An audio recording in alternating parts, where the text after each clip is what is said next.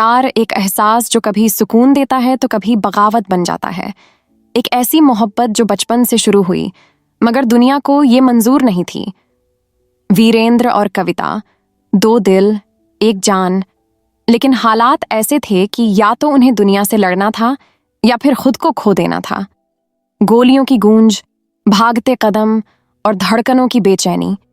अब ये सिर्फ एक प्रेम कहानी नहीं थी, ये एक जंग थी। क्या उनका प्यार हर मुश्किल को पार कर पाएगा या ये दास्तां अधूरी रह जाएगी? ये है प्यार की दास्तां का दूसरा अध्याय। प्यार की दास्तां भाग 2। रात का सन्नाटा गहरा था मगर वीरेंद्र और कविता के दिलों में तूफान मचा हुआ था। मोटरसाइकिल की हेडलाइट्स घने जंगल के रास्तों को चीरती हुई आगे बढ़ रही थीं। पीछे पुलिस की गाड़ियां उठीं। लाल नीली बत्तियों की झलक और सायरनों की चीख इस मोहब्बत की दास्तां का पीछा कर रही थी। वीरेंद्र ने बाइक की स्पीड और तेज कर दी। ठंडी हवा कविता के चेहरे को छूती हुई गुजर रही थी मगर उसके दिमाग में बस एक ही सवाल था, क्या वो कभी एक साथ जिंदगी बिता पाएंगे? कुछ दूरी पर वीरेंद्र ने बाइक अचानक रोक दी। सामने एक पुराना मंदिर था जहां कभी वीरेंद्र और कविता ने बचपन में कसम खाई थी कि वो हमेशा साथ रहेंगे। वीरेंद्र ने कविता का हाथ पकड़ा और तेजी से मंदिर की ओर बढ़ा। मंदिर की घंटी धीमे धीमे बज रही थी, जैसे खुद वक्त भी इस इश्क की आखिरी परीक्षा को देख रहा हो। दोनों ने हाथ जोड़कर प्रार्थना की, मानो भगवान से कुछ पल की मोहलत मांग रहे हों। मगर किस्मत को शायद कुछ और ही मंजूर था।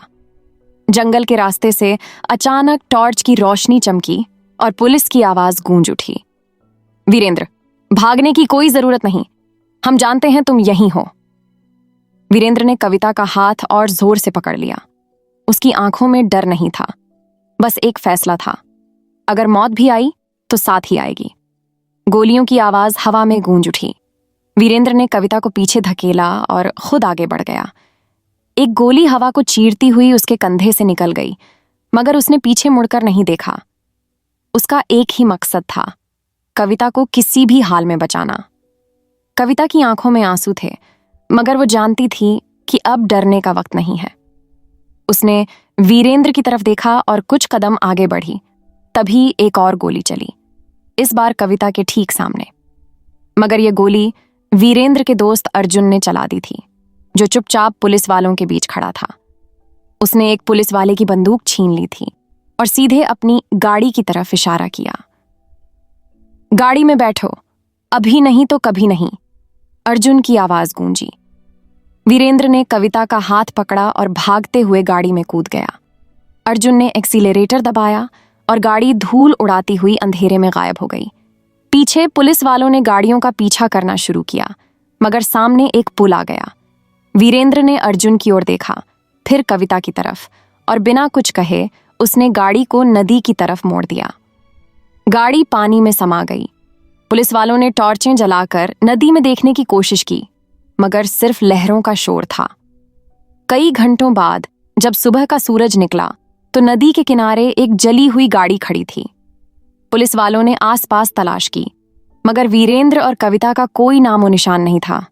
कुछ लोगों ने दावा किया कि उन्होंने नदी के उस पार दो साएं चलते हुए देखे थे, एक लड़का जो अपने कंधे पर किसी को लिए हुए जा रहा था और एक लड़की जिसने अपनी चूड़ियां पानी में छोड़ दी थीं। कहानी वहीं खत्म हुई मगर लोगों का कहना है कि उस मंदिर में आज भी आधी रात को कोई घंटी बजाता है और जंगल की हवाओं में किसी के नाम की गूंज सुनाई देती है।